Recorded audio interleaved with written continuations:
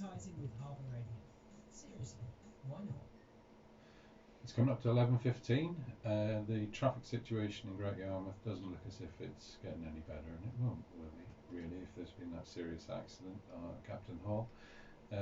According to my information here on the AA traffic news, it's still all backed up to Burr Road from the Captain Hall, and I'm sure the whole area must be pretty choppy. So if we can avoid it, you just fancy going over to TK Maxx or McDonald's or something like that. Maybe leave it a bit later on today. So we're back in the studio with Dawn, and we've been chatting about the Norfolk reading project. I just got to ask you maybe a little bit personal question. Why are you so passionate about this? I'm passionate about it because I know what it feels like to not be able to read. Okay. And I know what it feels like to be kind of winging your way through things and pretending that you can. But then I hit a crisis point when it started to come to exams and things as a teenager, when basically I was really struggling to comprehend what these questions were. So, for me, if I can help children from a very young age to put that foundation in place, imagine what a difference it could make. Yeah. I would not like to think that I passed a child by and I didn't help them to put in that foundation. And I think if we can go in and help half a dozen children each week just to put in a foundation of being able to read and get an understanding of what they're reading, it's going to change their life. I wish you could see this. I mean, we're on radio, but maybe it's coming across. Hopefully, it's coming across. But you're so passionate. Your face is beaming when you're telling me this. And you're smiling. And then I know that if I can plug your book, Free to Be Me, I've downloaded it onto my Kindle, and I've been reading that.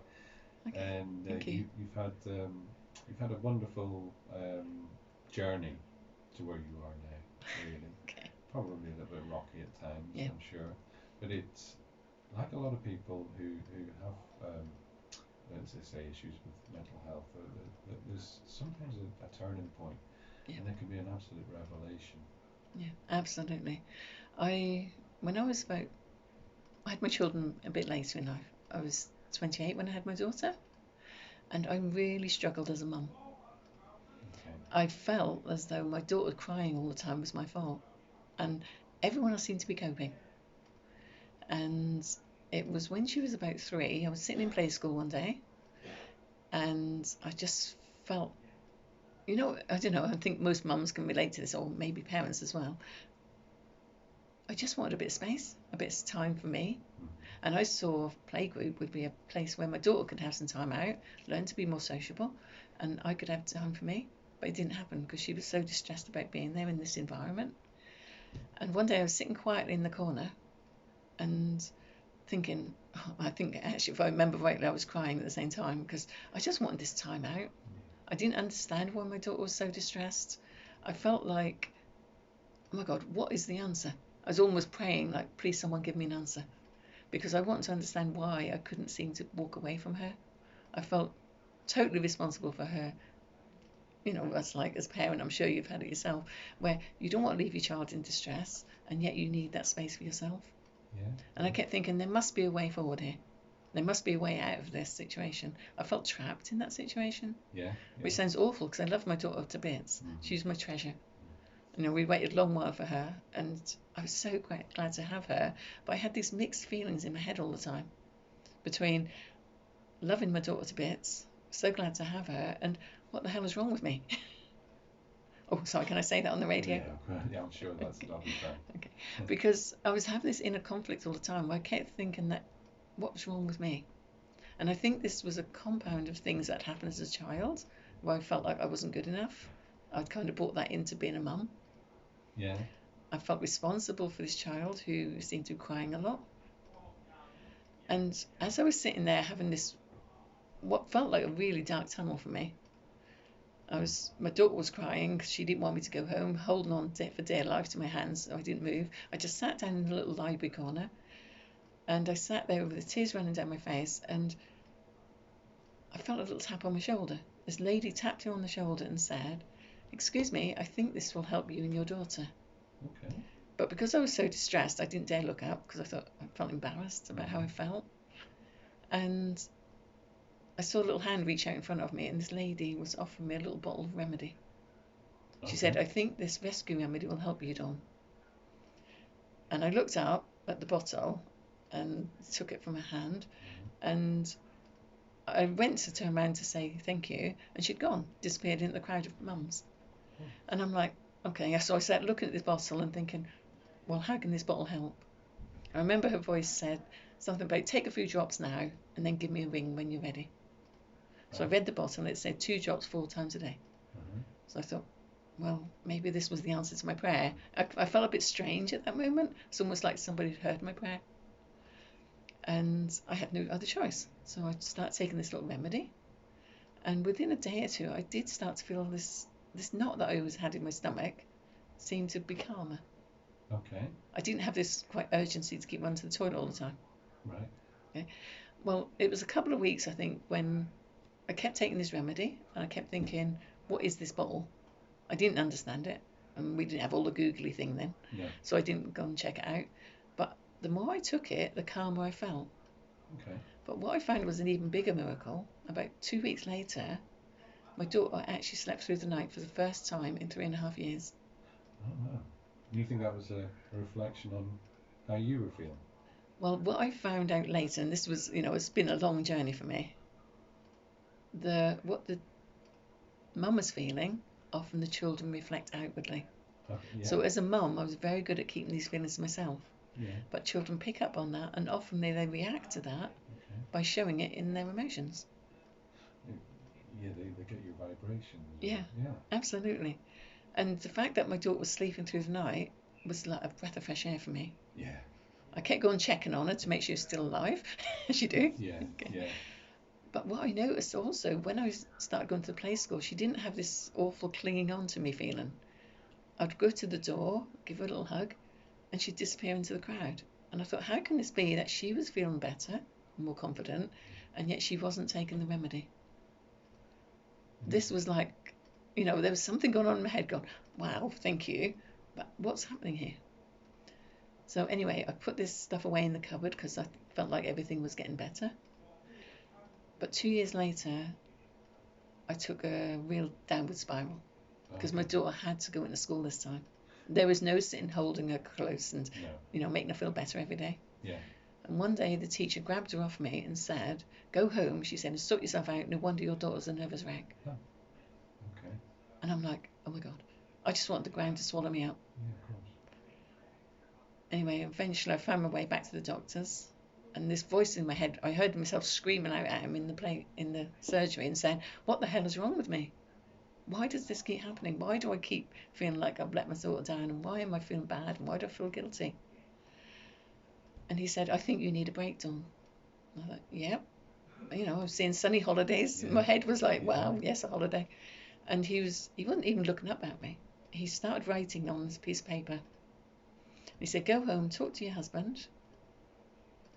He said, and I think you need a break. So I went home feeling like, oh my gosh, maybe this is the answer.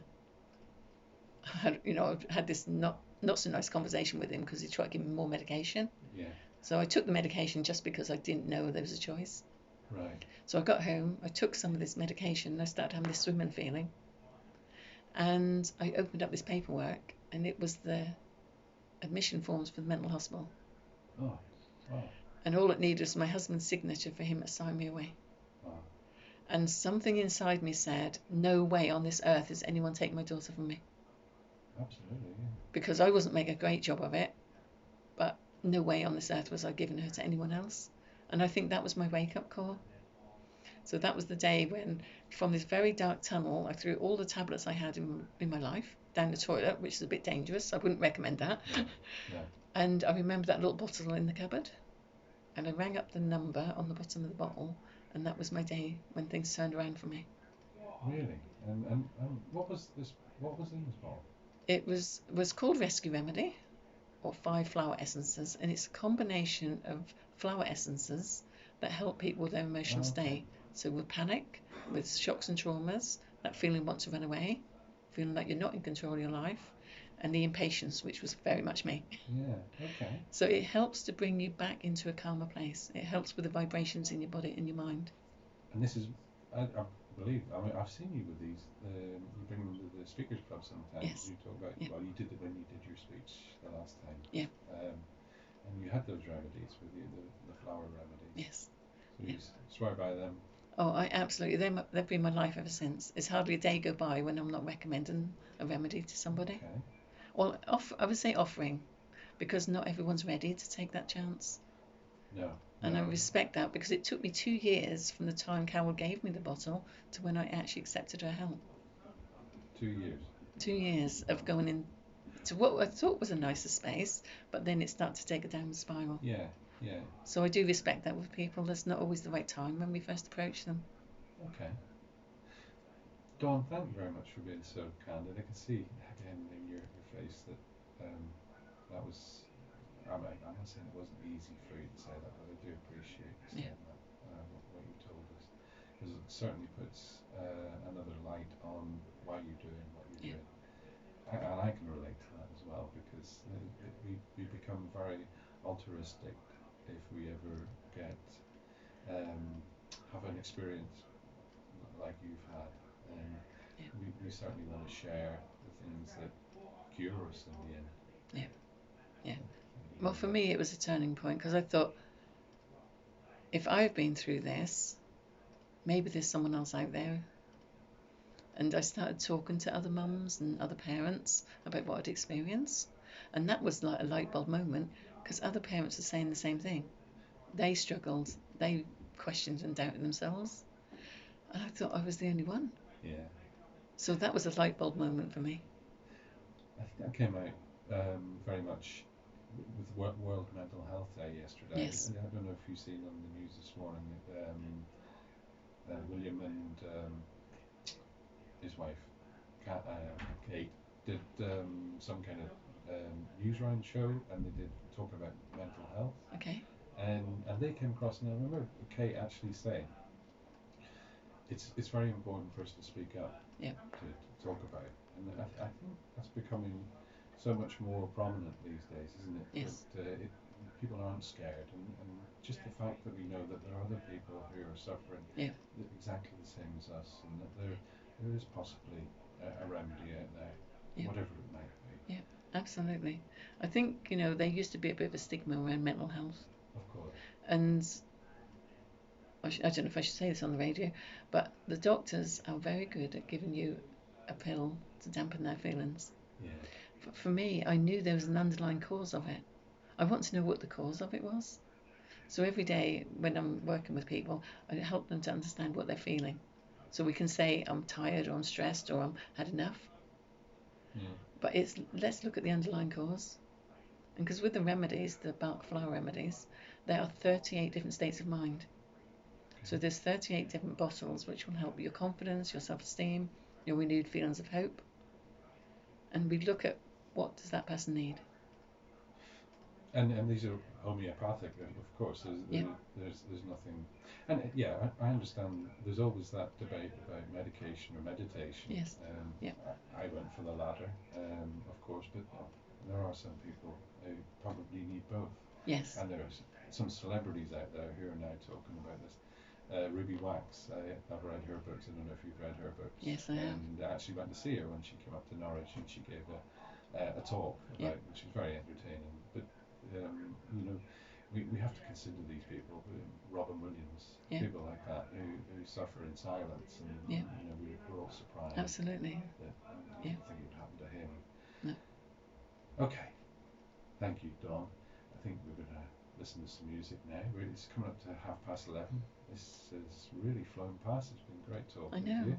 We'll talk a little bit more after Snow Patrol from originally from my part of the world. I think they got together in university in Dundee or somewhere like that. But this is their big hit, Chasing Cars. Thank you. Which one was it? I can't